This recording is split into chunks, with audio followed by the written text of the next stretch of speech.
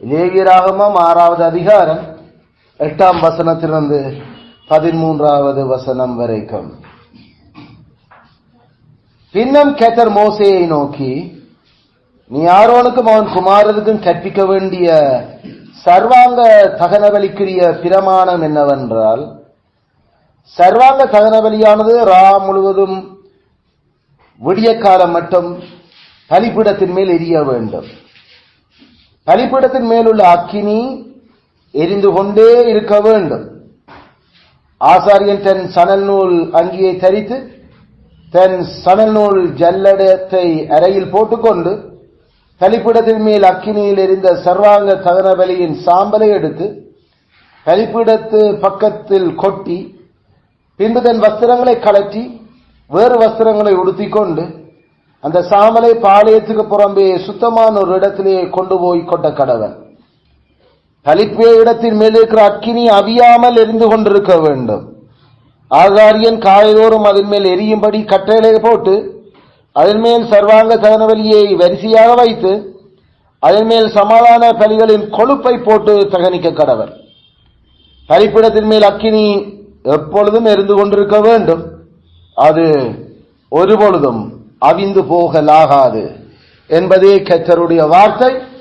கர்த்தர் இந்த வேத உரையை நமக்கு ஆசீர்வதித்து தருவாராக. ஆமென், ஆமென். சோர நாங்கள் கர்த்தருடைய பந்தியை இன்றைக்கு ஆசரிக்க இருக்கிறபடியினாலே நாங்கள் வளமையான எங்களுடைய தேவனுடைய சர்வாயுத வர்க்கங்கள் என்ற பிரசங்க தொடரில் இருந்து நாங்கள் விலகி லேவியருடைய சுவிசேஷத்தை பார்க்க நாங்கள் கடந்து வந்திருக்கிறோம். ஏற்கனவே லேவியர் ஆகமம் 1ஆம் அதிகாரத்திலிருந்து 6ஆம் அதிகாரம் 7ஆம் வசனம் வரைக்கும் நாங்கள் காணிக்கைகள் பற்றி படித்திருக்கிறோம். கொர்பான் பற்றி நாங்கள் படித்திருக்கிறோம்.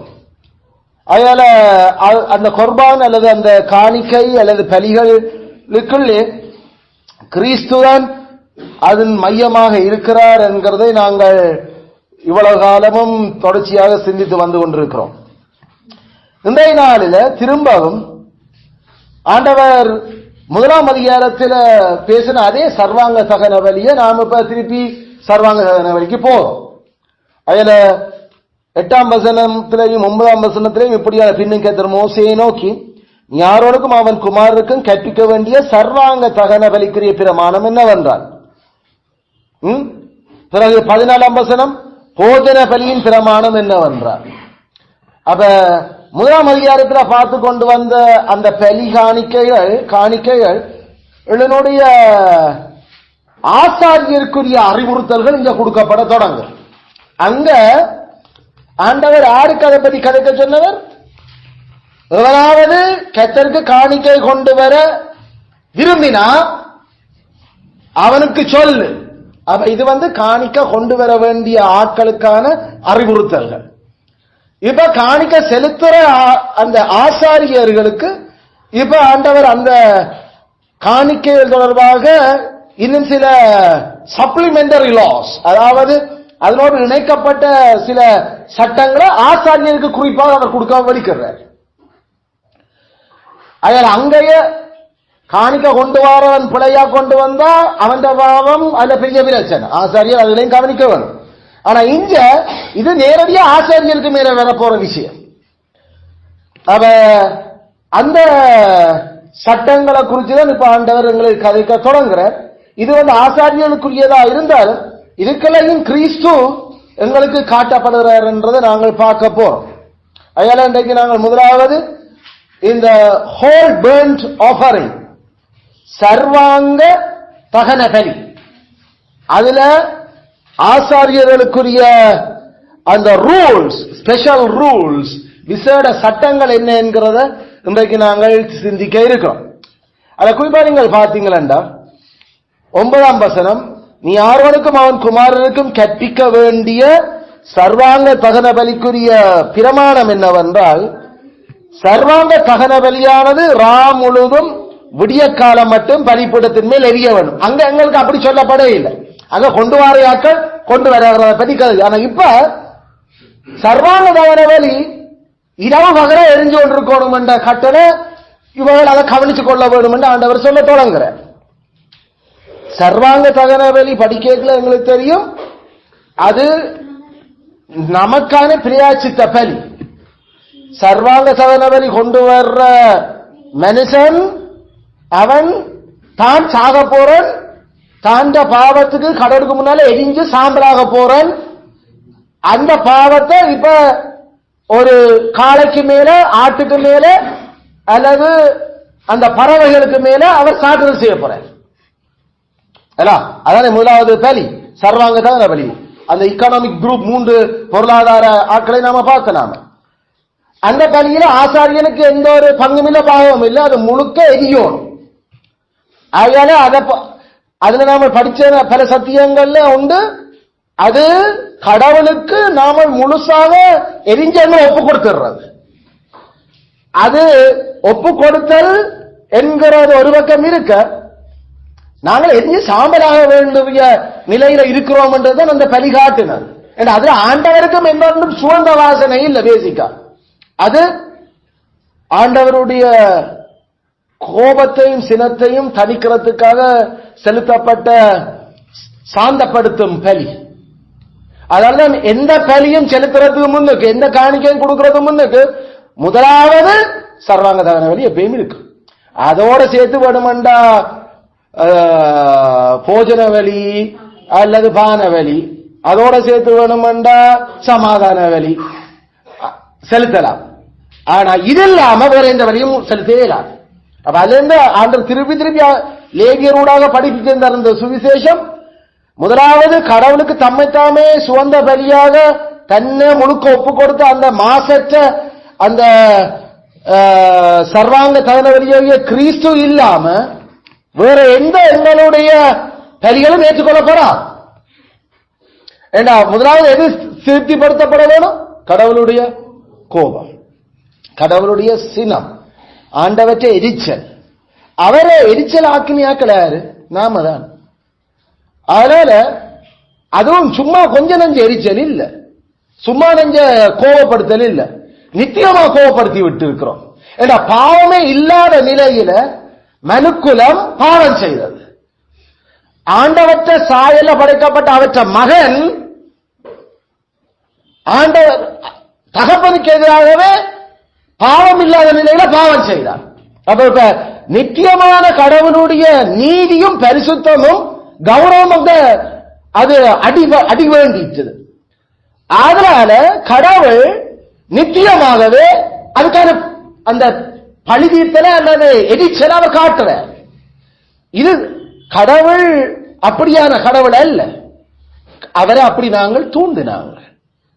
பொதுவாக எந்த அப்பனுக்கும் தண்ட பிள்ளை தண்ட பேரை கெடுக்கிறது என்று சொன்னா அது சாத்து சாத்துறோம் நாங்கள். நாங்கள் விட்டுட்டு போறோம், இல்ல அதுக்கு நல்லா கொடுக்கிறோம்.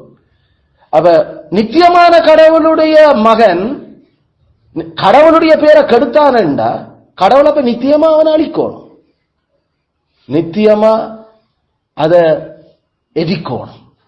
அதனால அது மனுஷ இனத்துக்கு மேல நித்தியமா கடவுள் அந்த கோபத்தை கொட்டின.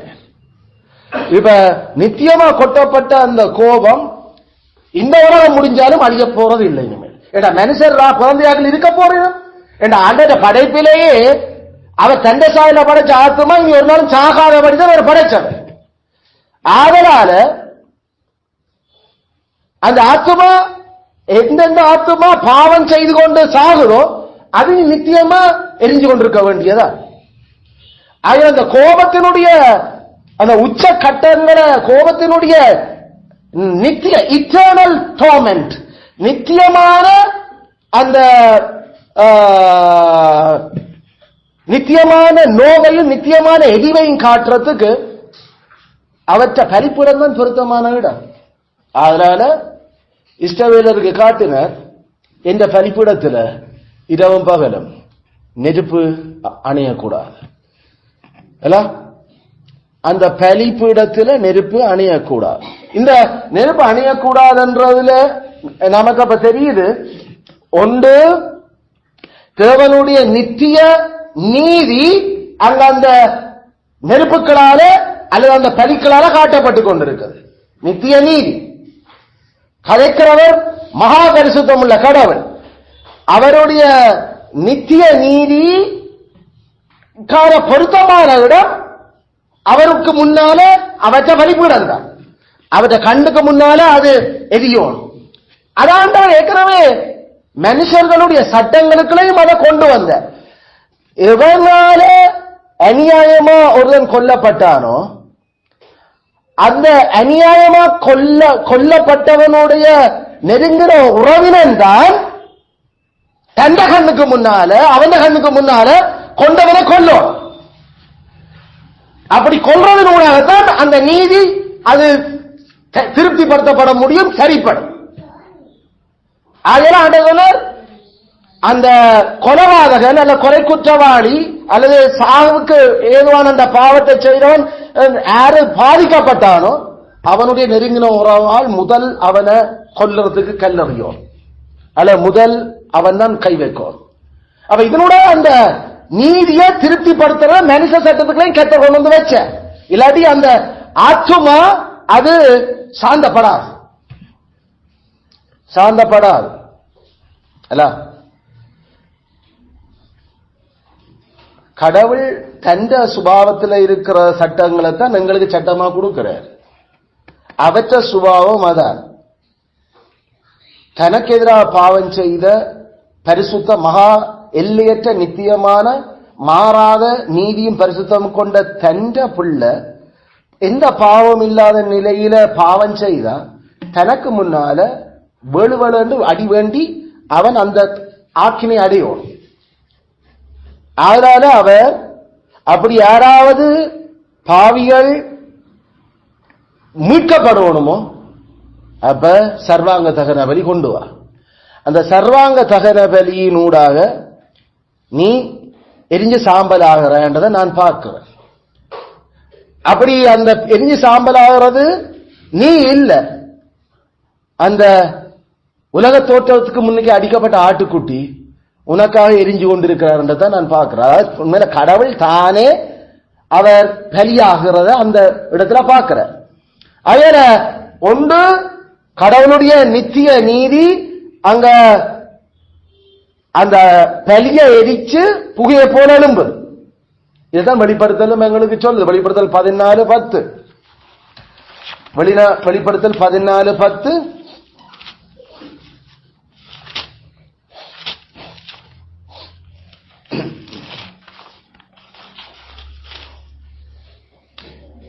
அவன் தேவனுடைய கோபாக்கினியாகிய பாத்திரத்திலே கலப்பில்லாமல் வார்க்கப்பட்ட அவருடைய உக்கிரமாகிய மதுவை குடித்து பரிசுத்த தூதருக்கு முன்பாகவும் ஆட்டுக்குட்டியானருக்கு முன்பாகவும் அக்கினியினாலும் கந்தகத்தினாலும் வாதிக்கப்படுவான். இந்த கான்டாக்ட் கிறிஸ்துவுக்கும் அவற்ற சபைக்கும் விரோதமா எழும்பின ஆட்களுக்கு கர்த்தர் பழி வாங்குற சூழல். ஆனா அதுல பயன்படுத்தப்படுகிற அந்த இமேஜரி, அந்த படங்கள், அது பரிசுத்த தூதருக்கு முன்பாகவும் ஆட்டுக்குட்டியானவருக்கு முன்பாகவும் அவன் அக்கினினாலும் கந்தகத்தினாலும் வாதிக்கப்படுதல் என்று சொல்றது எரிஞ்சு சாம்பல் ஆகிற இல்லை, டோர்மெண்டிங் என்றா எரிஞ்சு கொண்டு அந்த அவிஞ்சு கொண்டு அதனுடைய வெக்கையும் அந்த எதிவுகளும் அந்த விஷயங்களினுடைய வலிகளினோட வாழுறது. கிறிஸ்து அப்படித்தான் பழி வாங்குற. இது கிறிஸ்துவனுடைய பழி வாங்குறது. இது ஆட்டுக்குட்டியான பழி வாங்குறார். இந்த இடத்துல எபேசு, சிவனா, பெர்கமு, தியத்தீரா, சர்தை, பிலதெல்பியாவுக்கு எதிராக எழும்புகிற ஆட்களுக்கு கடவுளுடைய மக்களாக இருக்கிற ஏனைய சபைகள் இருந்திருக்கு. அங்க மற்ற இடங்கள் எங்களுக்கையும் தெசலோனிக்கே அது இதெல்லாம் இருந்தது. அப்ப அந்த இடங்கள் இருக்கிற சபைகளுக்கும் விரோதமா எழும்பி இருக்கக்கூடிய எவருக்கும் கர்த்தர் பழி வாங்கல. அந்த ஆட்கள் ஆட்டுக்குட்டியானவர் முன்பாக எரியும். அதான் ஆட்டுக்குட்டியினுடைய கோபம்.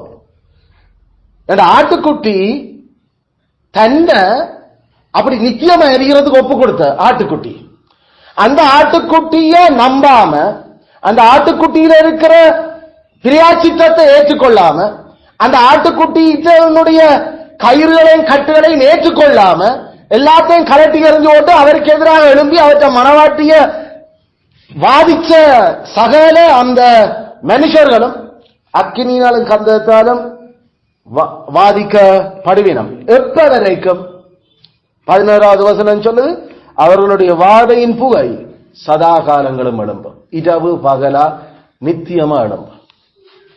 மிருகத்தையும் அதன் சொரூபத்தையும் வணங்குகிறவர்களும் அவனுடைய நாமத்தின் முத்திரையை தரித்துக் கொள்கிற எவனுக்கும் இரவும் பகலும் இளைப்பாறுதல் இராது. அப்ப அந்த இரவும் பகலும் அங்க கர்த்தருக்கு முன்பாக அது எரிஞ்சு கொண்டிருக்குது. இரவும் பகலும் இரவும் பகலும் உண்மையில ஏன் எரியுறீனம்? கடவுளுக்கும் அவற்றை நீதிக்கும் விரோதமா மனம் திரும்பாத பாவங்களை செய்கிறபடியால. அப்படிப்பட்ட அந்த எரிவில ஆண்டவற்ற நீதியத்தான் இப்ப காற்றினம் ஆண்டவர் காட்டினார். அயல அந்த இருட்டையும் அப்ப கரண்ட் ஒன்றும் இல்ல. இஸ்ரவேல் இப்ப இது கதை கேட்கல, எல்லாம் விளக்குத்தான். இப்ப அந்த இருட்டான அந்த நேரங்களில் இரவுல அந்த ஆசரிப்பு கூடாரத்தில் மட்டும் உள்ளுக்கு நெருப்பு எரிஞ்சு கொண்டிருக்கிறத தான் பார்க்கிறீங்க. அந்த வெளிப்பிரகாரத்தில் அது எரிஞ்சு கொண்டு இருக்கு. இப்ப ஒரு தகப்பன் அந்த பிள்ளைய கூட்டிக் கொண்டு அந்த இடத்துல கடந்து போகல தூர ஆக்கைகளை தெரியும் அந்த நெருப்பு எரியுது. இப்ப தகப்பன் பிள்ளைக்கு என்ன சொல்லுவ? அது சர்வாங்க தகனம் எரியுது. பாவம் செய்கிற ஆத்மாவுக்கு இப்படித்தான் கடவுள் தண்டிக்கிறார். மனம் திரும்பாட்டி இப்படித்தான் நாம நித்தியமா எரிவோம். இதான் அங்க இஸ்ரவேல் ஒவ்வொருவரும் தன் பிள்ளைகளுக்கு சொல்லிக் கொடுக்கிற அந்த தீர்ப்பு சத்தியம். unless we repent, நாமல் மனம் திரும்பாம போனா நமக்கும் இதே கதிதான். அக்கினியும் புகையும் வாதையின் புகையும் சதா காலங்களில் எழும்புற மாதிரி நாமல் எரிஞ்சு கொண்டிருப்போம். அதனால அந்த கூடார வாசலில் நிற்கிற பிள்ளையும் தகப்பனுக்கும் நம்முடைய கடவுள் நெருப்பு பற்றிக்கிற அவர் எதிர்க்கிறவர் என்றதுதான். இரவு பகலும் அதுவும் இரவு சரியா தெரியும். அது ஏன்னா வேற வெளிச்சம் ஒன்றும் இல்லை. இத பார்க்கிற அந்த பிள்ளைகள் அப்ப நெருப்பு தான் கடவுள், நெருப்பு தான் கடவுள் என்று சொல்லல. கடவுளுடைய கோபம் நெருப்பினால எங்களுக்கு அது காட்டப்படுது, எரிகிறது. இந்த புகை அப்ப அணையாதோ? கடைசி வரைக்கும் இல்லை. இந்த புகை ஒரு நாள் 100 இயலாது. அது என்ன தப்ப அந்த மனசுல வச்சு இதை இங்க பலிப்படத்துல காட்டுற பாவம் செய்த ஆத்துமாக்கள் இனிமேல் ஒரு காலம் கிறிஸ்து இல்லாம செத்தா சாக மாட்டினம், நித்தியமா எதிவி நம்ம புரிய. அப்ப இட்டர்னல் டோமன், இட்டர்னல் நித்திய வாதிப்ப அந்த பலிப்புடன் காட்டிக் கொண்டிருந்தது. அதுவும் வேற கடவுளுடைய நீதி, கடவுளுடைய நீதி. அதுல யாராவது நமக்கு வெள்ளம் வந்து சேர்த்து போச்சோம், சுனாமி வந்து சேர்த்து போச்சோம், கொரோனா வந்து சேர்த்து போச்சோம், ஐயோ இந்த உலகத்திலிருந்து போயிட்டோம், இதோட முடிஞ்ச வாழ்க்கை, ஐயோ இந்த உலகத்துல கிடந்து கிறிஸ்து இல்லாம சாவரையாக்கள் கடவுளுக்கு முன்னால், ஆட்டுக்குட்டியானது முன்னால, பரிசுத்த தூதர்களுக்கு முன்னால நித்தியமா நெருப்பில வாதிக்கப்படுகிறோம் வேதம் சொல்லிக் கொண்டிருக்கு. இது கடவுளுடைய நீதி. ஏன் கிறிஸ்து அவர்களுக்காக மரிச்சும் கிறிஸ்துவனுடைய நுகத்தை ஏற்றுக்கொள்ள விரும்பவில்லை. கிறிஸ்து வாழ்ந்து கூப்பிட்டும் அவர்கள் கிறிஸ்துவ ஒரு பொருட்டா யோசிக்கல. ஆகையால அந்த ஆத்துமாக்கள் கடவுளுடைய நித்திய நெருப்பையும் வாதையையும் இரவும் பகலும் அனுபவிக்க வேண்டும். அதனால இது இன்னும் ஒரு விஷயத்தை இந்த நெருப்பு காட்டிக் கொண்டிருக்குது. நாங்கள் தப்பறதுக்கு ஒரு வழி இருக்கின்றன. உண்மையான ஒரு பாவி, உண்மையாக பாவிகள் தாங்கள் அந்த நித்தியமா இரவும் பகலும் எரிகிறதுல இருந்து தப்பலாம். அது தப்பறதுக்கு அங்க வைக்கப்பட்டிருக்கிற பலி அது ஒரு தப்பிக்கிற போக்கு. நித்தியமான நீதியை கொண்ட கடவுள் அவர் தன்னை நம்புற பாவிகளுக்கு அந்த இரவும் பகலும் எரிகிற வாதையும் புகையிலிருந்து தப்புறதுக்கான வழியையும் உண்டு பண்ணி கொடுத்திருக்கிறார். கிறிஸ்து எங்களுக்கு பதிலாளாக அவர் பிதாவினுடைய அந்த நித்திய கோபத்தை அவர் சுமந்தார். ஒரே ஆளான அந்த ஆலய மிதிச்சார். அவர் கடவுள் கிறிஸ்துவில நாமல் நித்தியமா அடைய போற அவலத்தையும் அவர் அந்த 33 வருஷ வாழ்க்கையில செய்து முடிச்சார். 33 வாழ்க்கையில தன்னை நம்புற எல்லாருக்கும் போதிய அளவு வினைத்திறனான தப்பும் வழியை அவர் காட்டி இருக்கிறார். The way of escape. தப்புறதுக்கான அந்த வழி. விக்டிம் கிறிஸ்துதான், நாங்கள் இல்லை. இனி கடவுளுக்கு முன்னால் அந்த நீதியின் கோபத்தை ஏற்றுக்கொள்றது. அந்த கிறிஸ்து பிதாவினுடைய கோபத்தை அவர் தனியாளான் என்று, அவருடைய உக்கிர கோபத்தை அவர் ஒரே ஆளான் என்று அதால எரிஞ்ச அந்த பாடுகள், அந்த பிறப்பு, கழுதைக்கு புண்ணாக்கு போடுற தொட்டியில கடவுளை துணியில சுத்தி வச்சு, அதுவும் கந்த துணி. பைபிள் சொல்லுது கந்த துணி என்றா பழைய துணி. அயல பிறப்பிலேயே அவர் அந்த அளவுக்கு தன்னை தாழ்ந்து போனார். அயல கிறிஸ்துவினுடைய தாழ்ச்சியும் அவர் இந்த பூமியில 10 கற்பனையை தான் நிறைவேற்றினதும் எந்த ஒரு பிழையும் விடாம, அதே நேரம் 10 கற்பனையினால மீறியாக்களுக்கு கிடைக்கக்கூடிய தண்டனைகளை சிலுவையிலையும் தன் வாழ்க்கையிலையும் அவர் தானே அதை ஏற்றுக்கொண்டதாலையும், அதை நாம் அவருடைய 2 கீழ்ப்படிவு, ஒன்று ஆக்டிவ் ஒபீடியன்ஸ், பாசிவ் ஒபீடியன்ஸ். அவருடைய செய்வினை கீழ்ப்படிவு, அவற்ற செயல்பாட்டு வினை கீழ்ப்படிவு. செய்வினை கீழ்ப்படிவு 10 கட்டளைகளுடைய நீதிகளை தான் நிறைவேற்றினது. செயல்பாட்டு வினை கீழ்ப்படிவு அவரை நம்புறையாக்களுடைய 10 கற்பனையை மீறி அவர்கள் செய்த பாவங்கள் அவர் அந்த தண்டனையை தான் ஏற்றுக்கொண்டார். உண்மையில் அவர் அந்த பாவத்தை செய்யல, ஆனா அவளுக்காக இப்ப அந்த பரிகள் இங்க எரிஞ்சு கொண்டிருக்குது. அதனால இரவும் பகலும் அந்த பலிதான் எப்பையும் பிதாக்கு முன்னால எரிஞ்சு கொண்டிருக்குது. ஆதலால கிறிஸ்துவனுடைய மக்கள் என்றா நித்தியமான கடவுள் வேற ஒரு கதையும் கதைக்கிறது இல்லை. ஏண்டா அது கிறிஸ்துவனுடைய மக்கள். கிறிஸ்துவனுடைய மக்களோ, கிறிஸ்து நம்மட அந்த லாயர் டாக்டர், எங்களுக்கான அந்த இடையாக நின்று கதைக்கிற வக்காலத்து வாங்குறவர், அவர் எங்களுக்காக பரிந்து பேசுறாரோ அதோட சரி. கடவுள் அதோட ஓகே, அது உம்முடைய ஆளோ உம்முட கட்சிக்காரரோ, அப்ப சரி. அங்கதான் அந்த பாவியலுக்கான தப்புற போக்க கடவுள் எங்களுக்கு கொடுத்த. ஆகல இந்த எரிஞ்சு கொண்டிருக்கிற நெருப்பு, அந்த சர்வாங்க தகன பலியும் அந்த ஆசாரியருக்கு கொடுபட்ட அந்த கட்டளை இரவும் பகலும் நெருப்ப அவியக்கூடாது. அது கிறிஸ்து தானே அந்த இடத்தை எடுக்கிறதுக்கு தயார். அதுல அதை பார்க்கிற ஒவ்வொரு இஸ்ரவேலனுக்கும் நானும் என்ற எங்களுக்காக ஒரு காளை அல்லது ஒரு ஆடு அது அடிக்கப்பட்ட அங்க போய்கொண்டு இருக்குது. அந்த பாவத்துக்காக நாங்களும் இதுக்காக இனி சாக வேண்டிய தேவை இல்லை. அது இரவும் பகலும் எங்கட புகை இனி எழும்ப வேண்டியது இல்லை என்றதை அவர்கள் அந்த படத்தால விளங்கி இருந்துச்சுன்னா, இப்ப நமக்கு இரவும் பகலும் ஒன்று மெரிஞ்சு கொண்டிருக்கல, நாங்கள் புகையும் காட்டுறையில இதெல்லாம் இந்த இதுல பார்த்து சில பேர் சில விஷயம் விளங்காதாக்கள் இதை ஜனங்களுக்கு காட்டினா விளங்கம் நினைச்சுக்கொண்டு புகையும் தணலும் போட்டுக்கொண்டு அதை கிடுக்கிய போட்டு ஆட்டி ஆட்டிக்கொண்டு புகை வர வர அதுதான் நாங்கள் ஓல்டர் சர்வீஸில் செய்தது. ரோமன் கத்தோலிக்க 2 புகை எழும்புறத ஆட்டிக்கொண்டு இருக்கிறது ஏண்டா அங்க புகை எழும்பி கொண்டு இருக்குது. கிறிஸ்து அதெல்லாம் செய்து முடிச்சு போட்டு அவர் நான் தான் அந்த பலி, நான் தான் அந்த இரவும் பகலும் எரிகிற சர்வாங்க தகன பலி, உங்களோட தகன பலி எல்லாம் பிதாக்கு சுகந்த பிரியம் இல்ல, நான் என்றா சரியா இது ஒரே நேரம் செலுத்தப்பட்ட தகன பலி. அதெல்லாம் நாங்கள் போன முறை பார்த்துட்டோம். அதுல என்ன நம்பி நான் சொல்றத எந்த நுகத்தை ஏற்றுக்கொண்டீங்கன்னா சரி, நீங்கள் இரவும் பகலும் நித்தியமா நெருப்புல கிடந்து வேக எரிய வேண்டியதில்லை. அதனால இந்த விஷயத்தை அங்க எங்களுக்கு ஆண்டவர் இதுல காட்டுற அந்த அது ஒரு சுவிசேஷம், அது ஒரு நல்ல செய்தி. இரவும் பகலும் எரிய வேண்டிய சர்வாங்க தகன பலிக்கு கிறிஸ்துக்கு பதிலாக கடவுளே தானே இறங்கி வந்த எங்களுக்காக நித்தியமா தகவலியா கொடுக்கப்பட்டிருக்கிறார் என்றது. இனிமேல் அப்பா நாமல் நரகத்தில எங்களோட புழு அவியாமலும் அக்கினியால் அது வேகாமலும் இருக்கும். ஏன்னா நாங்கள் இனி நரகம் போக வேண்டிய தேவையில்லை, கடவுளுக்கு முன்னால இந்த கிஷன்னா எழும்ப வேண்டியதில்லை என்ற ஒரு சத்தியான ஒரு விடுதலை எங்களுக்கு கொடுபட்டு இருக்குது.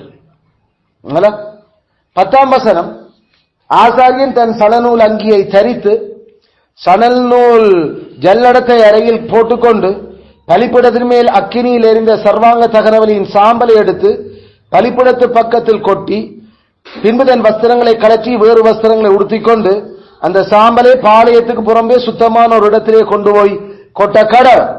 இப்ப இந்த விஷயத்துல எங்களுக்கு அந்த சணல் நூல் அது லினன் கார்மெண்ட், இங்கிலீஷ்ல லினன் கார்மெண்ட். வெளிப்படுத்தல் 19:8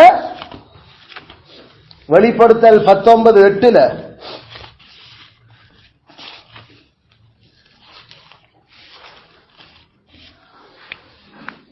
சுத்தமும் பிரகாசமான மெல்லிய வஸ்திரம் தரித்துக் கொள்ளும்படி அவர்களுக்கு அளிக்கப்பட்டது. அந்த மெல்லிய வஸ்திரம் பரிசுத்தவான்களுடைய நீதிகளே. இலவர அந்த மெல்லிய வஸ்திரம் சேம் வேர்ட் லினன் கார்மெண்ட். அப்ப உண்மையில இந்த லினன் கார்மெண்ட் அது எங்களுடைய பியூரிட்டி, எங்களுடைய தூய்மை, எங்களுடைய சுத்தத்துக்கு வேதத்தில் எங்களுக்கு கொடுபட்டிருக்கிற ஒரு அடையாளம். இது எங்களுடைய மகிமை அல்ல. ஏண்டா எங்களோட மகிமை அது கோல்டன் கார்மெண்ட், அது தங்கத்தினால பொற்சரிகைகளோட சம்பந்தப்பட்டிருக்கும். அது பொன் போல மீனுங்கும், அதான் கோல்டு. இது எங்களுக்கு லினன் கார்மெண்ட் என்று சொல்ற அந்த அந்த மெல்லிய வஸ்திரம் அது எங்களுடைய தூய்மைய, எங்களுடைய சுத்தத்தை காட்டுறதுக்கு வேதத்திலே பயன்படுத்தப்பட்டு கொண்டிருக்கு. கிறிஸ்து தண்ட நீதியை எங்களுக்கு மேல போட்டு எங்களுக்கு அவர் அந்த லினன் கார்மெண்ட போட்டு விட்டு இருக்கிறார். அதனால நாங்கள் பூரண புருஷரா, நாங்கள் எந்த விதமான மாசுமறு இல்லாம நாங்கள் கடவுளுக்கு முன்னால தென்பட்டு கொண்டிருக்கிறோம். இப்ப ஆண்டவர் இந்த விஷயத்தை தான் இப்ப ஆசாரியனுக்கு கொண்டு வந்து காட்டுற. நீ அந்த ஆலயத்துக்குள்ள பிரவேசிக்கல போட்டுக்கொண்டு போற அந்த உடுப்பு இந்த மாதிரி ஒரு மெல்லிய லினன் கார்மெண்ட், அதை நீ போட்டுக்கொண்டு போறது ஒரு விதத்துல ஒரு பரிசுத்த தாழ்மை, அது பரிசுத்தமான தாழ்மை, ஹோலி ஹியூமிலிட்டி. கிறிஸ்து அப்படிப்பட்ட ஒரு தாழ்மையான ஒரு உடுப்பு அவர் அணிஞ்சு கொண்ட. அது என்ன அந்த தாழ்மையான, ஆனா அந்த தாழ்மையான உடுப்புல எந்த ஒரு பாவமும் இருக்கே இல்ல. கிறிஸ்து அணிஞ்ச உடுப்பு என்ன? நரகான, அதாவது அவர் மாம்சமான. அவர் மாம்சமானது கடவுள் தன்னை அப்படியே ஒடுக்கி தன்னை மனித ரூபத்தில் வெளிப்படுத்துறதுக்கு தன்னை போட்டுக்கொண்ட உடுப்பு இந்த மாம்சம். ஆனா அந்த மாம்சம் எந்த பாவமும் இல்லை, அந்த மாம்சத்தில் எந்த பாவமும் இல்லை. ஆனா அது சரியான ஒரு தாழ்மையின் ஒரு உடுப்பு. கடவுள் மாம்சமாறார் என்றது அது ஆச்சரியம்தான், ஆனா கேவலமான ஒரு ஆக்கள். ஏன்னா நாங்கள் பாவம் செய்யறது முன்னுக்கு பரவாயில்லை, இது பாவம் செய்தா பிறகு நடக்கிற விஷயம். பாவம் செய்தா பிறகு மனித உருவம் எடுக்கிறது என்றது அது சரியான ஒரு கீழ்நிலையான ஒரு விஷயம், கேவலமான ஒரு விஷயம். மனுஷனா பிறக்கிறது என்றது ஏண்டா நாம பாவமே செய்யாத விலங்குகளாக நாம பிறந்தா கூட பரவாயில்லை. அதுகள் பாவம் செய்ய இல்லை, நெபேஷாயாதான், ஆனா பாவம் செய்யல. எங்களை பார்த்தாலும் அதுகள் அழிஞ்சு கொண்டு கிடக்கு. இந்த வந்த வெள்ளத்துல பார்த்தா அதுகள் கூட எல்லாம் அழிஞ்சு போய் கிடக்குது. பாவம் செய்த எங்களுடைய இந்த மாம்சம் அல்லது இந்த சாயல், இந்த வெளிப்படையான இந்த மாம்சம் நர சீவன் என்று ஆண்டர் கதைக்கு ஆண்டருக்கு அதுல சரியான வெறுப்பு. இப்ப ஆதாமில தொடங்கி இப்ப வரைக்கும் ஆண்டவருக்கு மனுஷர் என்ற சரியான வெறுப்பு. எப்ப அழிக்கலாம் எப்ப கொடுக்கலாம் அவர் பார்த்து கொண்டிருக்கிறார். கிறிஸ்து மட்டும் இல்லாட்டி மனுஷர் அண்டைக்கே செத்திருப்பாங்க. அண்டையோட சரி இந்த மனுஷன் கிறிஸ்துவால மட்டும்தான் மனித இனம் உட்பட முழு படைப்புகளும் பாதுகாக்கப்பட்டு இன்னும் தக்க வைக்கப்பட்டு கொண்டிருக்குது கிறிஸ்துவால. இவ கிறிஸ்து அவர் ஏன் மனுஷ ரூபம் எடுத்தார் எங்களுக்கு தெரியும். ஏண்டா அவற்றை சகோதரர்களை மீட்கும் பொருட்டு. ஏண்டா நாங்களும் ரத்தத்திலையும் மாம்சத்திலையும் இருக்கிறபடியால. ஆனா இது ஒரு மேன்மையான நிலை இல்லை இந்த உடல். ஏண்டா நாம இப்ப உடுப்பு போட்டுக்கொண்டு இந்த மாம்சத்தை மறைச்சு கொண்டு இருக்கிறோம். உடுப்பு போட்டு மாம்சத்தை மறைக்க வேண்டிய அளவுக்கு நம்மளுடைய பாவம் எங்களுக்கு வந்திருக்குது. ஆனா ஆயாமாவும் உடுப்பே போடையில அந்த மாம்சம் அது மகிமையின் மாம்சம். கிறிஸ்து அப்படிப்பட்ட மாம்சத்தில் அப்ப வந்திருந்தாருன்னா மாம்சம் அது உயர்ச்சி அண்டு அது இன்னும் ஆச்சரியமா இருக்கு நமக்கு. ஆனா இது கேவலமான ஒரு நிலை. கிறிஸ்து அடிமையான தாழ்த்தின தன் அடிமையின் ரூபம் எடுத்து மனுஷ சாயல் என்றாலே அது கேவலமான இனிமேல் ஒரு நிலை. கிறிஸ்து அப்படிப்பட்ட ஒரு உடுப்பை தான் போட்டுக்கொண்டு அவர் தந்த தெய்வத்துவத்தை அவர் அடக்கி மறைச்சு வச்சுக்கொண்டு அவர் இந்த மாம்ச போர்வையை போட்டுக்கொண்டார். அதனால அந்த திரைச்சீரை இந்த திரைச்சீரை கிழியேக்க அங்க கோயில இருந்த திரைச்சீரையும் கிழிஞ்சிச்சு. ஏன்னா இந்த திரைக்குல அவர் தன்னை அடக்கி வச்சிருந்தவர். அதனால அங்கேயும் நாம பார்க்கிறோம் லினன் காமன் அது சுத்தத்தை பரிசுத்தத்தை அந்த நீதியங்களுக்கு நாம எவ்வளவு நீதியா நாட்கள் என்ற காட்டுறது கடவுள் காண்பிக்க கிறிஸ்து அந்த நீதியால நாங்கள் இன்றைக்கும் கடவுளுக்கு முன்னாலே பரிசுத்த நீதியுமா நிற்கிறோம். அதை போட்டுக்கொண்டுதான் கடவுளுடைய மக்கள் அவர்கிட்ட நெருங்க முடியும். ஆசாரியனா லினன்காமன் இல்லாம அங்க வரையலாது. அதே நேரம் அது ஆசாரியனுடைய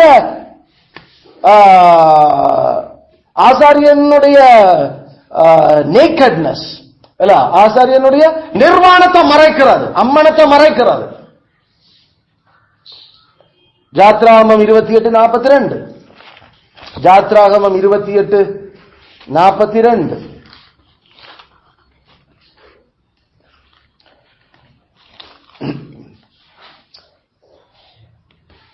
அவர்களுடைய நிர்வாணத்தை, அதாவது உன் சகோதரனோ யாரோனும் அவனோட கூட அவன் குமாரரும் எனக்கு ஆசாரிய ஊழியம் செய்யும்படிக்கு நீ அந்த வஸ்திரங்களை அவர்களுக்கு உடுத்தி அவர்களை அபிஷேகம் செய்து அவர்களை பிரதிஷ்டை பண்ணி அவர்களை பரிசுத்தப்படுத்துவாயாக.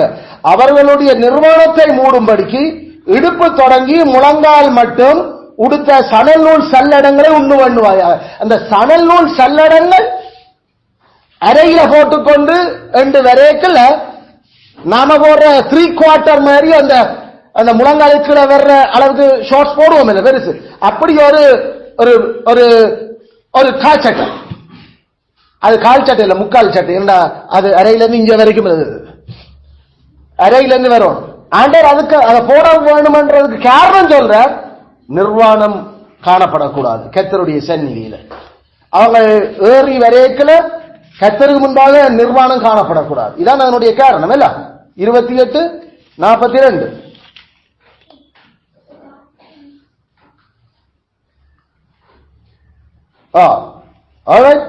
அந்த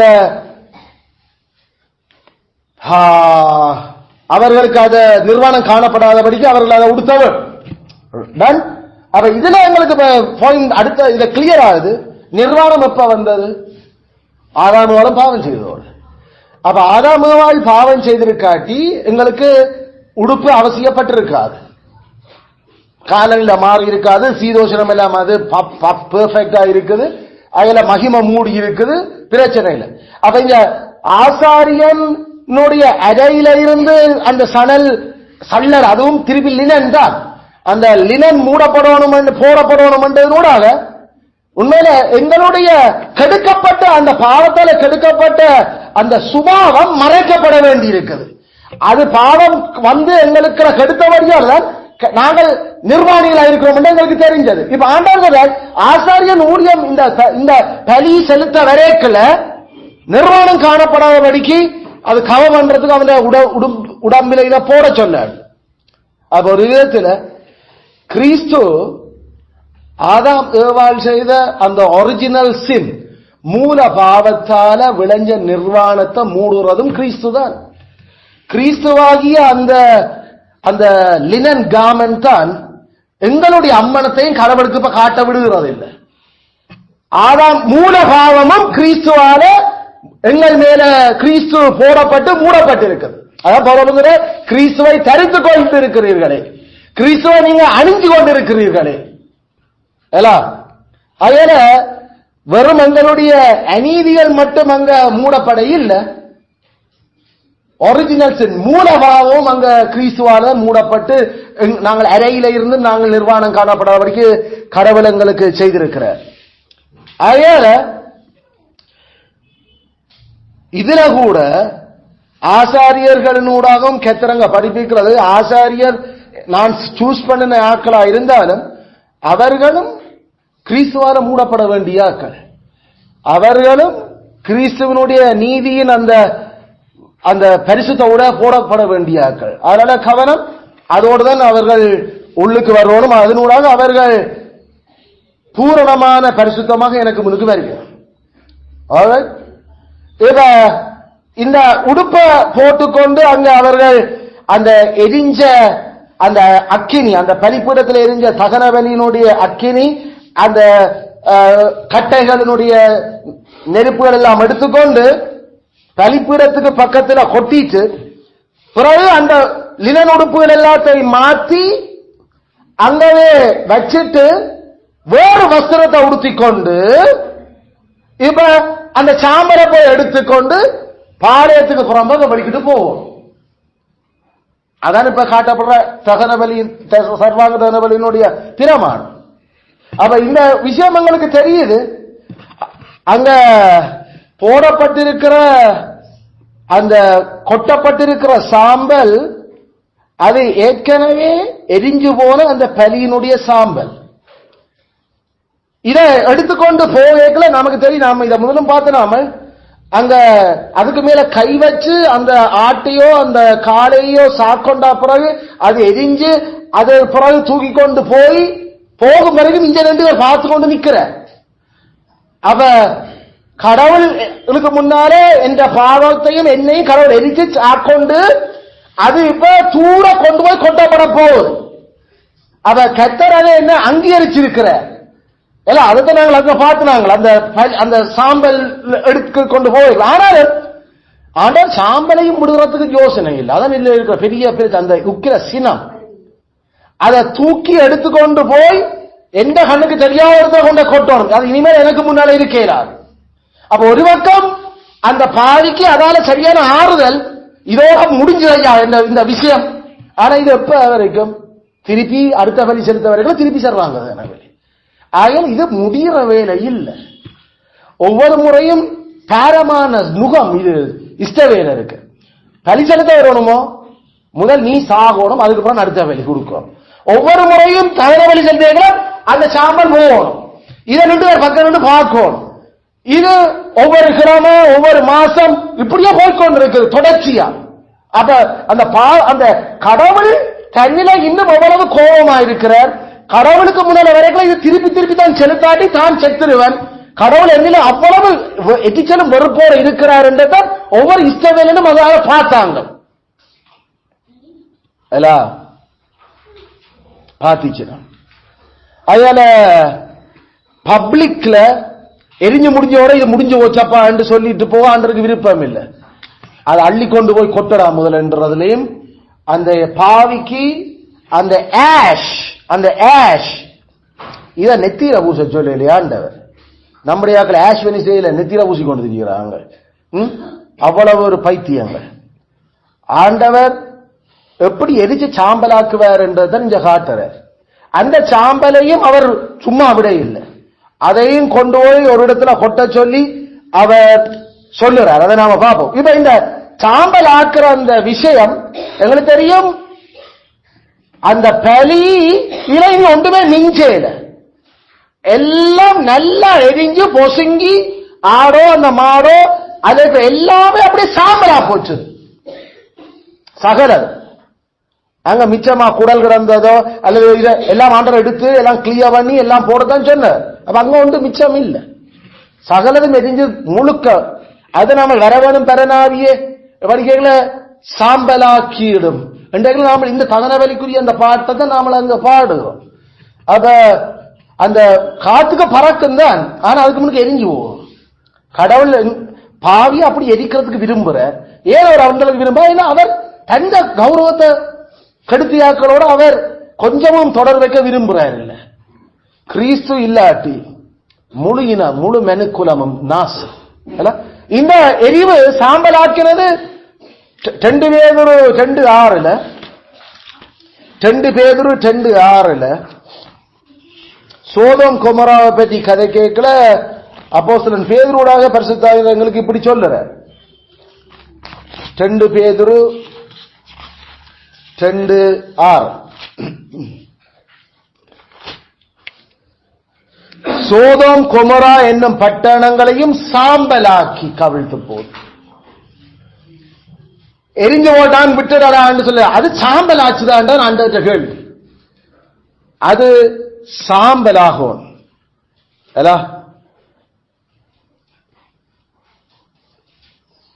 turn to the ashes, சாம்பலாகியோனும் பலி. ஆண்டவருக்கு அந்த அளவு உக்கிர கோபம் பாவியின் மேல். அவர் பாவியின் மேல மாதாந்தன் சினம் கொள்றவரோ, பாவியின் மேல நாள்தோறும் சினம் கொள்ளுகிறார். சினம் என்றா எரிச்சல்.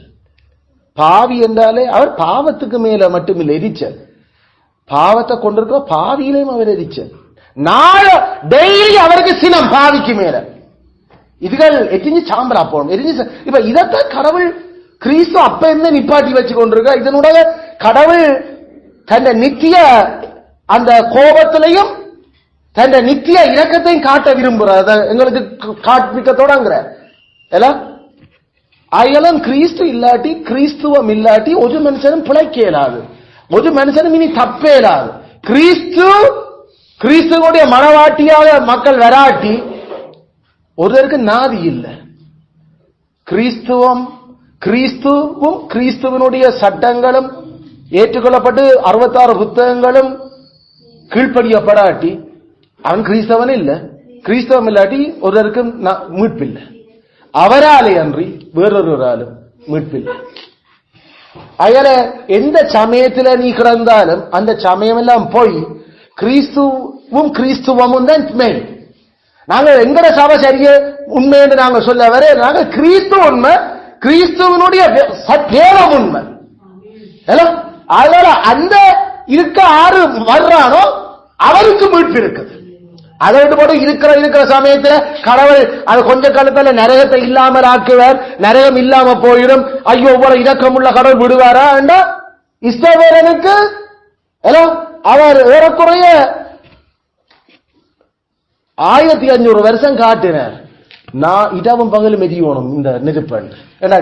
மோசேயில தொடங்கினது கிமு 15ஆம் நூற்றாண்டுல, கிறிஸ்து மரிச்சு கிபி 70 தான் எல்லாத்துக்கும் முடிவு கட்டினார். ஏன்னா தான் எரிஞ்சு முடிஞ்சாச்சு. அதனால ஒவ்வொரு நாளும் இடவும் பகலும் புகை எழுப்பிக் கொண்டு, அது சாலமோனுடைய ஆலயத்திலையும் அப்படித்தான். ஆண்டவர் எல்லா சுத்தவரை இருக்கிற இனங்களுக்கு ஆண்டார் இடவும் பகலும் நான் எனக்கு எதியோனுமாக்க மனுஷ பாவியந்த எனக்கு கண்ணில காட்டக்கூடாது ஆக்களே என்று. உண்மையில அவர் பாவத்தை பார்க்க மாட்டார் சுத்த கண்ணன் மட்டுமில்ல, அவர் பாவியில நாள்தோறும் சினம் கொள்ற கடவுள். அவருக்கு எச்சிச்சல் வரும் பாவிகளை கண்டாலே. அதாவது எந்த முகத்தோட அவர்கிட்ட போறது? கிறிஸ்துவனுடைய முகத்தை காட்டிக்கொண்டு நாமல் பின்னுக்கு நிக்கிறோம்.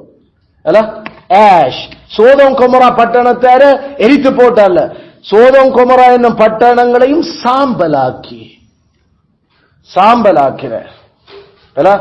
அதனால கடவுளுடைய வெஞ்சன்ஸ் என்று சொல்றது அவற்ற சினம், அந்த சினம் கோமனை வரும் எரிஞ்சு கொண்டே இருந்தோம் அந்த சினம். அது சில வேளையில் நமக்கு நம்ம பிள்ளைகளுடைய சில விஷயங்களை பார்க்கல, சில நேரம் பத்தி எரிகிறதுன்னு சொல்லுவோம். நமக்கு பத்தி எரியும் அப்படி சொல்ல அடிச்சு சாக்கொல்லதான் மெனமா கிடக்குது. ஆனா கடவுள் அப்படி செய்ய எங்களுக்கு அனுமதி தெரியலையே என்று அதை வாயில சொல்லுறோம் நாங்கள் சில சந்தர்ப்ப பிள்ளைகளுக்கு. அந்த அளவுக்கு சினம் வருது சில சந்தர்ப்பத்தில் பிள்ளைகள் வளர்ப்பில் எங்களுக்கு. நம்ம செய்த பாவத்தை பார்த்தா நாம எத்தனை செத்துருக்கோம் புரிய அதுவும் உண்மைதான் இல்ல. அதனால அவ்வளவு அந்த ash sacrifice is turned into ashes. பலி சாம்பலாக மாறினது. அந்த பலியினுடைய ஆப்ஜெக்ட் நோக்கம் என்ன? நீதிதான், வேறு ஒன்றும் இல்லை. நீதி நீதி. அதுல பத்தி எறிஞ்ச நெருப்பு, அந்த நெருப்பை நாமல் தொட்ட அல்லது மின்னல் அடிச்சு நமக்கு வந்தா அவர் எப்படி இருப்பார்? கறிக்கட்டியா மாறிடுவார். ஏண்டா அது அப்படியே கரண் பாஞ்சு நம்மளை எரிச்சு கறி சாம்பல் கட்டுதான் கடைசியில மிஞ்சி. அந்த பலியில கடவுளுடைய நீதியாகி அந்த பிரகாசம் வெளிப்படைக்கல உண்மையில அதுக்கு எரிஞ்சு சாம்பலா போச்சு. எங்களுக்கு தெரியும், முதல் எடுத்து பத்த வைக்கிற அந்த நெருப்பு அது உள்ள அறையிலிருந்து வெளியில வந்து ஷகீனா மகிமை, அந்த ஷகீனா மகிமை வெளியில இருந்த பலிப்பீடத்துக்கு வந்து நெருப்பை பத்த செரிச்சது. அது யாரோ நாங்க நெருப்பு கொடுத்தி போட இல்லை, நித்திய அக்கினியா நாங்க எரிய தொடங்கினது. அதுல இருந்து நீ போட்டுக் கொண்டிருந்த விஷயம் தான். ஏன்னா ஆண்டவருக்கு அந்த பலி, அந்த சர்வாங்க தகன பலி என்றாலே பாவி தன்னட்ட வாரான். இது ஏன் வருகுது இந்த ஊத்தவாளி எனக்கு முன்னால? இது ஐயோ, இது நான் பார்க்க விரும்பல. ஐயோ, இது இது என்ன என்ன எந்த பேரை கெடுத்த நாச மறுப்பு ஏன் வருகிறது எனக்கு? இதான் ஆண்டவருடைய யோசனை. அங்கதான் கிறிஸ்து கடவுளே கடவுளே நான் அதை தாங்கினான் எல்லோ பேரும். அதனால எந்த ஒரு மனுஷனும் இந்த ரட்சிப்புக்கு தன்னால தான் பார்த்தனு சொல்ல ஏறாதபடித்தான் கடவுள் செய்து வச்சிருக்கிற. நாமல் அப்படி ஆக்கி கொண்டோம். அதனால இப்ப அந்த காமன் எல்லாம் கலட்டி வச்சு, அந்த லினன் காமனை கலட்டி வச்சு இவர் இவர் போட்டிருந்த அந்த காமன் அது தூய்மை. ஆனா இவன் பாவி எரிஞ்சு போனான் அதை கையாள அதுவும் இப்ப சுத்தம் இல்லாம போட்டு இப்ப அதை கலட்டி வச்சு போட்டு வேறு ஒன்று போட்டுக்கொண்டான் போக வேண்டி கிடக்கு. அதனால இந்த விஷயம் எங்களுக்கு கிறிஸ்து பலிபீடத்துக்கு பாளையத்துக்கு புறம்பே கொண்டு போகப்பட்டதும் இதனுடைய ஒரு முக்கியமான நோக்கம். அது எங்களுக்கு இதை எங்களுக்கு காட்டுற இல்ல, கடவுளுடைய எங்களோட பார்வையிலிருந்து பாவியினுடைய பார்வையிலிருந்து கிறிஸ்து அப்படியே சுமந்து கொண்டு பாளையத்துக்கு புறம்பே அவர் போயிட்டார். அது இங்கே சொல்லப்படுறது பாளையத்துக்கு புறம்பே அது கொண்டு போகப்படுகிறது. லேவியராமார் சாம்பலை பாளையத்துக்கு புறம்பே சுத்தமான ஒரு இடத்துல கிளீன் ஸ்பாட் அது போடப்பட வேணும். உண்மையில அதோட எங்களோட கடவுளுடைய கண்ணில இருந்து அது மறைஞ்சு போச்சு. அங்கால போய் அது பாவியினுடைய பிறந்த படுத்தின பாவியினுடைய கண்ணில இருந்தும் அந்த சாம்பல் அது ஆசாரியர் மட்டும் தான் கொண்டான். பாவி பின்னால போறே இல்லை, அதோட முடிஞ்சது. கிறிஸ்து நமக்காக சிலுவையை சுமந்து கொண்டு அவர் பாளையத்துக்கு புறம்பே போனார். பாளையத்துக்கு புறம்பே போய் அது அந்த கொல்கொதா என்ற அந்த மண்டையோட்டு வடிவத்தில் இருக்கிற மலையில அவர் எரிஞ்சார்.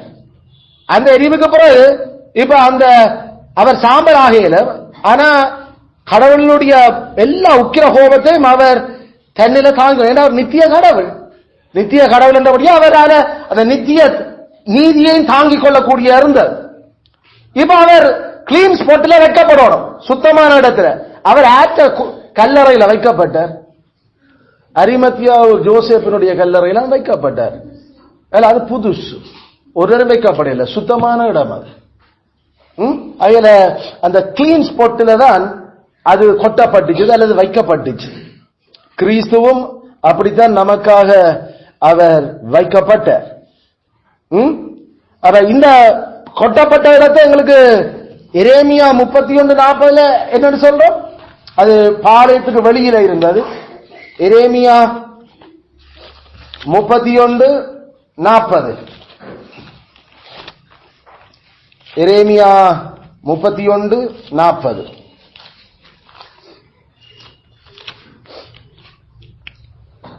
பிரேதங்களை புதைக்கிறதும் சாம்பலை கொட்டுகிறதுமான பள்ளத்தாக்கனைத்தும் கீதரோன் வாய்க்காலுக்கு இப்பாலே கிழக்கே இருக்கிற குதிரை வாசலின் கோடி மட்டும் உண்டான சகல நிலங்களும் கர்த்தருக்கு பரிசுத்தமாக இருக்கு.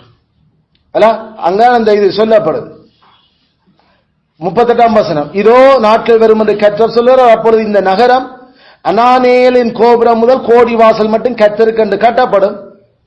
அப்ப அது எதுவரைக்கும் பிரேதங்களை புதைக்கிறதும் சாம்பலை கொட்டுவதுமான பள்ள, கடைசியில் அது ஒரு பள்ளத்தாக்காயே போச்சு. அந்த அந்த வெளியில கொட்டின இது அது ஒரு பள்ளத்தாக்கான இடத்துல அது கொட்டப்பட்டிருக்குது. அப்படி என்ன பள்ளத்தாக்கு கட்டாம இருக்கணும்னா அங்க என்ன இருந்திருக்கணும்? மலை இருந்திருக்கணும்.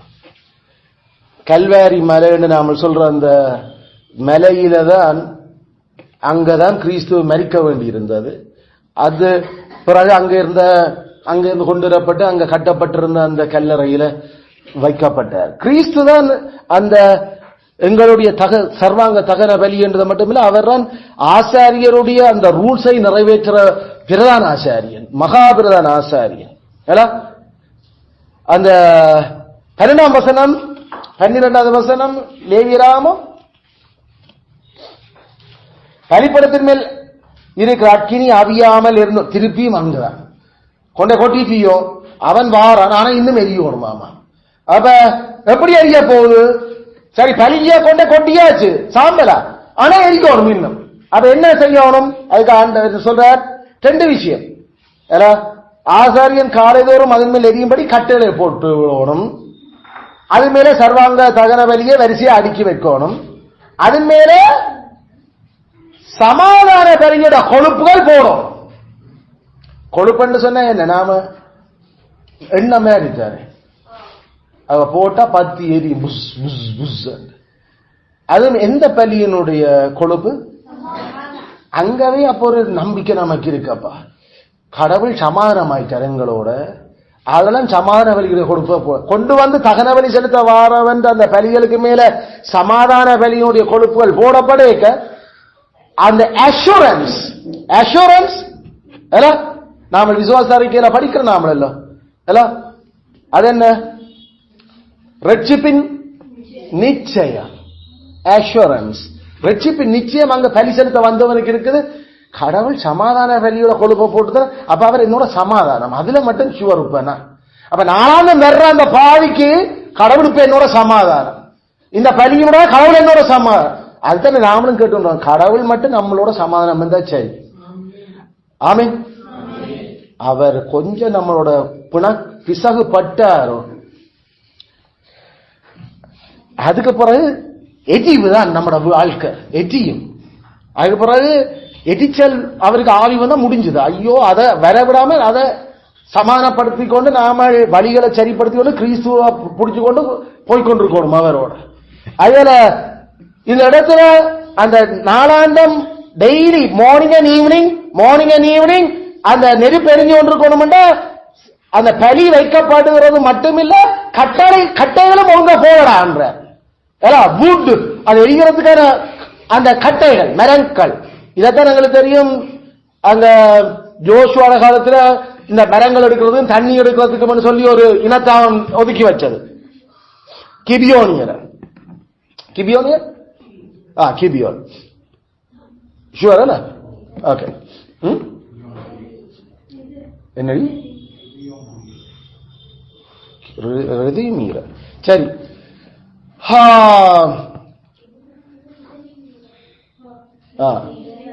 நிதனீமியர் என்ன ரெவிமியர்? நிதனீமியர் பிறகு வருகிறது பைபிள். நிதனீம்ஸ் எக்ஸாக்ட்லி அதை படிச்ச நாமெல்லாம்.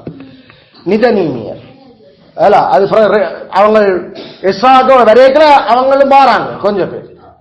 தப்பி ஆண்டவர் சேர்ச்சுக்கு மரக்கட்ட பழிக்கூடத்தை எடுத்து போட்டோனையும் கூட்டிக் கொண்டு வந்து வர்றாரு. அவங்களுமே இஷ்டவே இல்லைறாங்க, அவர் மறக்க இல்லை. சோ அந்த நிதனீமியர், எஸ் நிதனீமியர், சாரி நான் அதை கவனிக்க.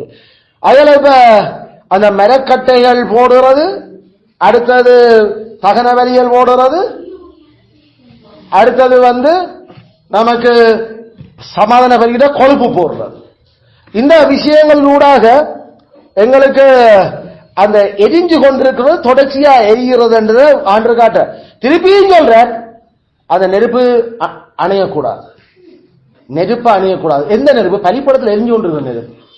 அப்ப இயேசு கிறிஸ்து இத தண்ட ஸ்டைல்ல சொல்லிக்கல, அந்த நெருப்பு அணையாது, அந்த அக்கினி அவியாது. அக்கினி அவியாதண்டு the fire is not quenched, the fire is not quenched என்று சொல்லி இயேசு கிறிஸ்து மார்க்குல சொல்லிருக்கிற அவர் இதத்தர அவர் சொல்லுறார். அப்ப இஸ்ரவேலுக்கு தெரியும் அந்த நெருப்பு அவியாது சொல்றாண்டா, அப்ப என்ன சொல்ல வார? அப்ப அந்த கொண்டை கொட்டின அந்த சாம்பல்கள் போல அது எரிஞ்சு கொண்டே இருக்க போகுது. அப்ப ஓம் எரிஞ்சு கொண்டான் இருக்க போகுது. அது பிரேதங்கள் தாக்குற இடம், அடுத்தது சாம்பல் கொட்டுற இடம். இதான் எரேமியா சொல்லுது. பிரேதங்கள் அடக்கம் பண்ற இடம், அடுத்தது சாம்பல் கொட்டப்படுற இடம். அப்ப இந்த இடங்கள்ல ஆண்டவர் கதை கேட்கல. அது அந்த நெருப்பு அவிஞ்சு போறன்னு சொன்னா அப்படியே அப்படி நூந்து போறது. நூறாது நெருப்பு. மாற்கு 9:44 மாற்கு 9:44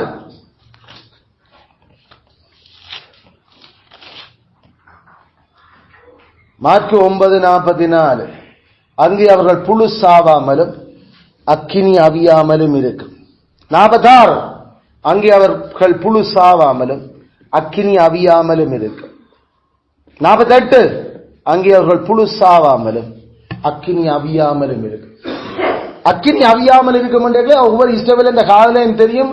தங்கள வாழ்க்கையில தெரிஞ்ச ஒரே ஒரு நெருப்பு அவியாம இருக்கிற ஒரே ஒரு இடம் கடவுளுடைய பலிப்பீடம். அப்படி என்று சொன்ன கடவுளுடைய நீதியால எரிய போற அந்த நெருப்பு, அதுல அது நித்தியமா எரிகிற நெருப்பு, இட்டர்னல் ஃபிளேம், நித்திய நெருப்பு. எவ்வளவு தண்ணி ஊத்தினாலும் அணையாது. கடவுளுடைய இரக்கமும் அதை அணைக்கிறார். இனிமேல் என்றால் அவர் கொடுத்த இரக்கத்தையே வேண்டாம்னு சொன்னாக்கலாம். நீ பங்க போறீங்கன்னா இனி எந்த இரக்கம் இருக்குது? அதாவது வேணுமெண்டே கிறிஸ்துவ நிராகரிச்சுட்டு போறேன்டா யாரு உன்னை தப்பு விற்கிறையில? கடவுளுடைய இரக்கத்துக்கும் அங்க ஒரு முடிவு வந்துட்டு அந்த இடத்துல. ஏன்னா அதுக்கு மிஞ்சி அவரால் காக்கிறார்.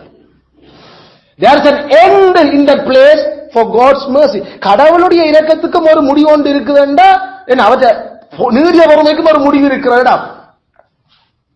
அந்த நெருப்பெறுகிறதுக்கு முன்னுக்கு வரைக்கும். அதுக்கு பிறகு தாண்டிட்டோம்னா இனி அவற்றை இரக்கவும் அங்க வேலை செய்யாது, அது அணையாது. கிறிஸ்து நான் நிறைய சொல்றேன், பரலோகத்தை பற்றி கதைச்ச விட நரகத்தை பற்றி தான் கூட கதைச்சது. நரகத்தில் அதுவும் எப்படிப்பட்ட விதமாக இருக்கும் என்றதை நான் கூட கதைச்சிருக்கிறார். அவரே சத்தியம்.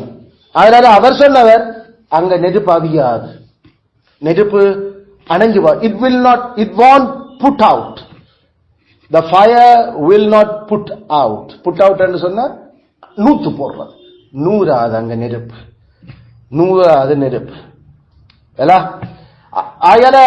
இப்பவே தேவனுடைய அந்த எரிஞ்சு கொண்டிருக்கிற நெருப்பில அந்த சமாதான பலியின் கொழுப்புகளை போட்டு அவரோட சமாதானமாகிறத நாம உறுதிப்படுத்தி இருந்திருக்க வேணும்.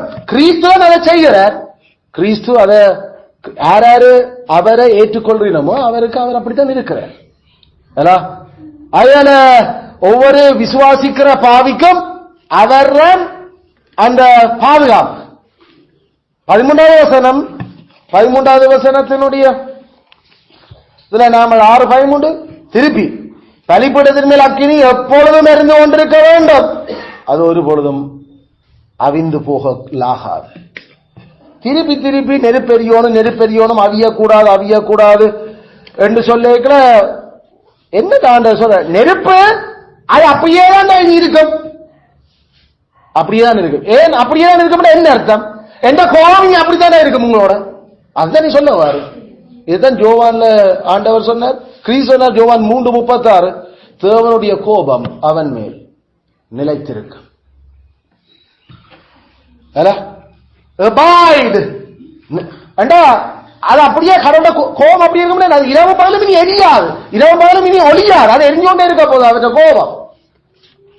ஜோவான் 3:36, ஜோவான் 3:36 ஆண்டவர் கோபத்தை பார்த்தீர்கள். 3:36 குமாரனிடத்தில் விசுவாசமாயிருக்கிறவன் நித்திய ஜீவனை உடையவனாயிருக்கிறான், குமாரனை விசுவாசியாதவனோ ஜீவனை காண்பதில்லை. தேவனுடைய கோபம் அவன் மேல் நிலை நிற்கும். அது இனிமேல் அணையாது. எவ்வளவு பயங்கரமான வார்த்தை எழுதுகள் எல்லாம். குமாரனை விசுவாசிக்க வேணும். குமாரனை விசுவாசிக்கலையோ கடவுளுடைய கோபம் நிலைநிற்கும். ஏண்டா அவர் வச்ச எஸ்கேப் பண்ற வழியை விட்டு கூட புறவி என்ன கோபத்தை இல்லாமல் ஆக்குறது. அதுல wrath of God abide on him. abide என்றா அவனோட அப்படியே தங்கி இருக்கும். abide with me fast falls அல்ல நீங்காதிரும் என்னே சக்கத்தரே. தேவனுடைய கோபம் அவனை விட்டு நீங்காதிருக்கு. என்றா எரிஞ்சு கொண்டு இருக்கு. அல்ல அயால தேவன கோபம் எரிஞ்சு கொண்டிருக்க அதனுடைய அர்த்தம் என்ன? ஏன் தேவனுக்கு கோபம் வருது? ஆண்டவற்ற நித்திய நீதி, கடவுளுடைய நீதிக்கு பிரச்சனை ஏற்படுத்தினது. அயால தேவன் இத அணைக்கணும்டா எது தேவை? தேவனுடைய நித்திய நீதி தேவை. அதை அணைக்கிறதுக்கு அல்லது அதை மூடுறதுக்கு. அதன் தானியேல் 9:24 தேவனுடைய நித்தியமான நிலைச்சு நிற்கிற கோபத்தை அணைக்கணுமோ தேவனுடைய நித்திய நீதிக்கு ஏற்பட்ட களங்கம் இல்லாமல் ஆக்கப்பட வேணும். தேவனுடைய நித்திய நீதிக்கு ஏற்பட்ட களங்கத்தை இல்லாமல் ஆக்கினவர் 1 கொரிந்தியர் 1:31 கிறிஸ்துவே தேவனால் நமக்கு ஞானமும் நீதியும் பரிசுத்தமும் மீட்புமாக. ஆமென். அப்ப அந்த நித்திய நீதிய நிறைவேற்றத்துக்கான ஒரே ஒரு ஆள் கிறிஸ்து மட்டும்தான். அந்த நீதியால மட்டுமே நாங்கள் நிலைச்சு நிற்போம். அப்படியா அந்த நீதி எங்களுக்கு மேல போடப்பட்டுச்சோ நமக்கு நித்திய ரட்சிப்பு சம்பாதிக்கப்பட்டாச்சு. எபிரேயர் 9:12 அதைத்தான் சொல்லுது. எபிரேயர் 9:12 என்ன ரட்சிப்பது? எபிரேயர் 9:12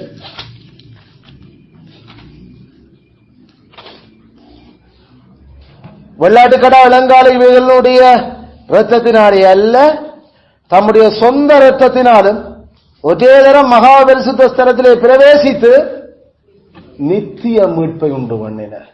ஏனென்றா நித்திய கோபம் குமாரன் ஏற்றுக்கொள்ளாத மேல தங்க போகுது, தங்கி இருக்கும்.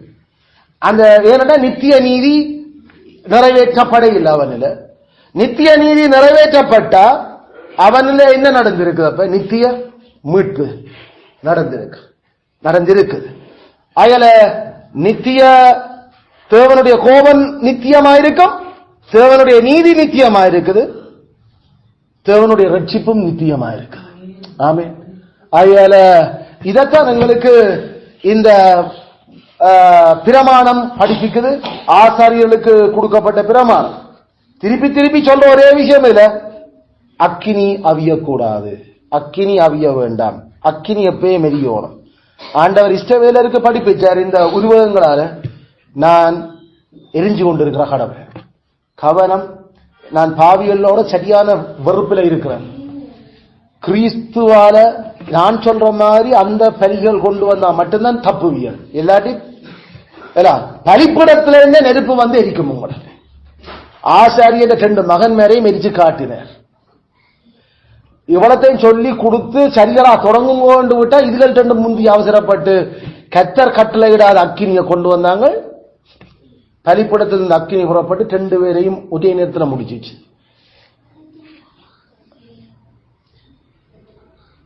பிரதன ஆசாரியன் விழா முதல் நாள் 2ஆம் நாள்லே சாவு என்ற கத்தர் அவற்ற பிரமாணத்தின்படி தன்னை கிட்டி சேரணும்னு சொல்லி இருக்கிறார்.